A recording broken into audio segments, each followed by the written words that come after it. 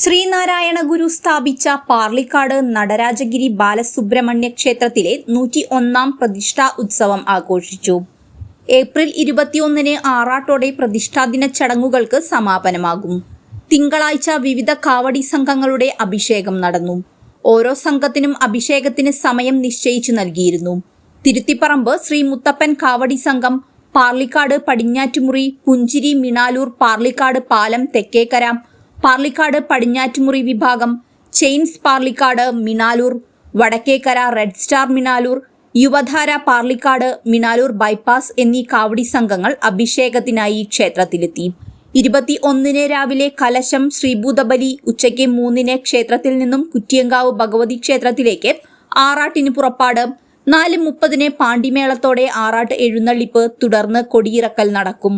ചടങ്ങുകൾക്ക് ക്ഷേത്രം തന്ത്രി ഉല്ലല ജയന്തൻ താന്ത്രികൾ, ക്ഷേത്രം മേൽശാന്തി തന്ത്രി വിനു മഹോദയ എന്നിവർ കാർമ്മികത്വം വഹിച്ചു.